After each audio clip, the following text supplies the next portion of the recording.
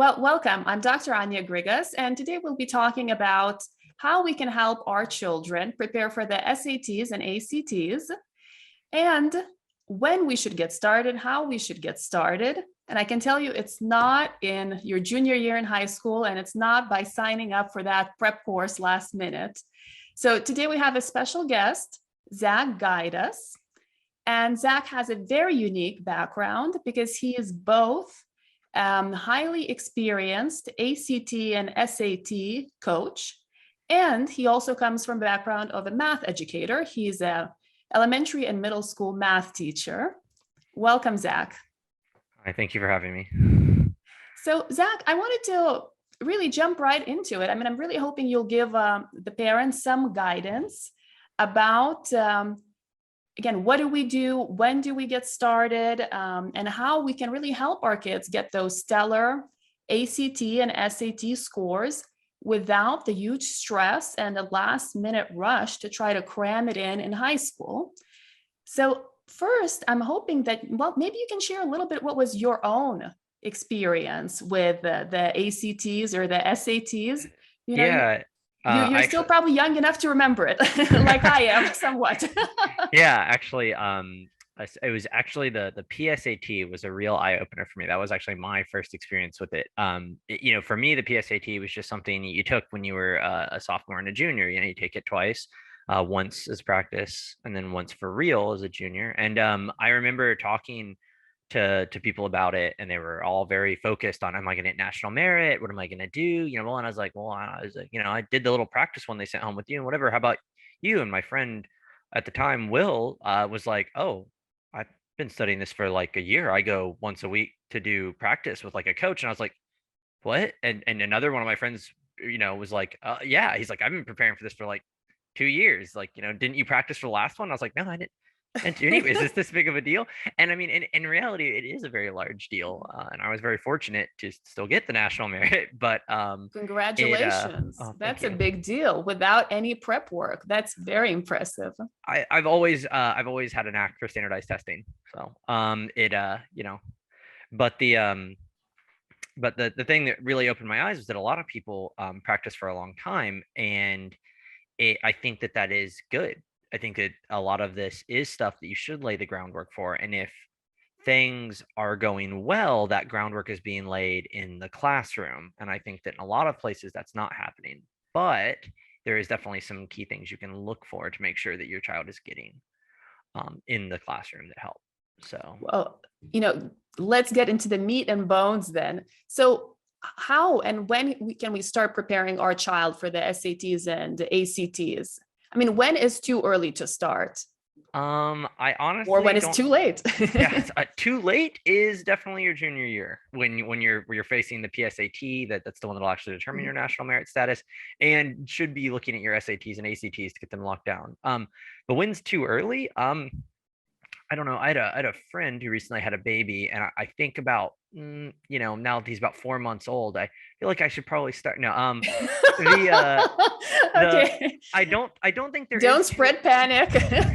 No, I don't think there is too early when it comes to math education. And let me say what I mean by that. I don't mean you should sit your kid down and walk through an ACT or SAT guidebook with them when they're in first grade. But if your math education is doing the right things, you're preparing for it from day one. And as like with my experience with like fifth grade math, especially around fifth grade, all the kids have kind of, most kids, I should say, have turned the corner on that kind of looking behind the curtain, right? Not just like what's going on, but how and why are things happening, right? You see this in science education, you see this in math education.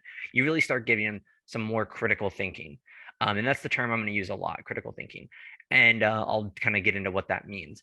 But a concept based critical thinking education, not an operational understanding, or not just an operational understanding, not just an algorithmic approach to math, not just, oh, if the X, if the 5 is here, I do this, that, but understanding why, like how the numbers relate and what they mean to each other, and focusing on that and engaging with verbal reasoning with math. Like that's something that's so underutilized, right? A lot of people talk about everyone remembers the worst thing in school was word problems, right? Everyone hated word problems, right? And I said this to my students once, and I didn't expect the response I got, but all of them like looked at me like, he's super right. I was like, when you guys leave school, everything is a word problem. Like in the real world, no one just sits down and says, solve for X, like, and just like Yes. throws a, equation at you. Someone comes up to you and says, hey, I need to build a bridge. How thick does the concrete need to be? And you're like, quick research, like thinking, applying, like there's no non-word problems. It's all word problems once you're out of school. So I think that such a focus on like critical thinking, being able to apply your mathematics, like that could start 5th grade, I think is the that would be the latest I would say you start developing. You need to start then because another analogy which I'm very fond of is people talking about like riding a bike, and you always hear the phrase training wheels, training wheels. Teaching a kid just algorithmically isn't training wheels to then get them to critical thinking later, which is I feel like how so many people approach this topic. They're like, oh well, you can't ask them these hard critical thinking, you need the training wheels. No, asking the critical thinking problems and helping them is training wheels. Teaching them algorithmically is having them watch a video of someone else ride a bike for 5 years and then say, okay, now you have to ride the bike. And it's like, but I've never been on a bike. That's right. You haven't. You've just watched me do all the work for you. So you have to start asking these questions, and it will lead to failure, but you manage that. That's the productive struggle. But So that's Zach, so we pinpoint this clearly. So what you're saying really is that for a child to be prepared for the SATs and ACTs, they really have to develop their critical thinking skills. Yes, and absolutely. In mathematics, we're really talking about the mathematics portion of the test. Mm-hmm. So to develop the critical thinking skills, you're also saying probably the latest you should start doing this in 5th grade. And that's so basically your child should be introduced to critical thinking in mathematics, probably from, 1st grade onwards with those training wheels, as you say. Mm-hmm. Yeah. And you should really make sure that, working through word problems that really require engagement, not just a lot of people like that, like Mad Minute style of math, where you're just running through and regurgitating facts. And that is good. You need that fact fluency is the term we use a lot, but you can't think that that's going to get you everywhere. You need to have problems where your child is stopping and saying, I don't know how to do this. And that's right. They don't know how to do that problem yet because they haven't seen it before. If your child knows how to do every problem they see, that's because you're not giving them problems. You're giving them an opportunity to write something they know. They need to be challenged and presented concepts they understand in a new way. That's what a problem is. It's something you have the tools to solve, but you've never seen before. Otherwise, it's not a problem. It's recitation. And so I think that that's really important. And we talk about how to develop that a lot. Thank you for watching. I hope you're enjoying this interview, and I'll be continuing this interview in the next video.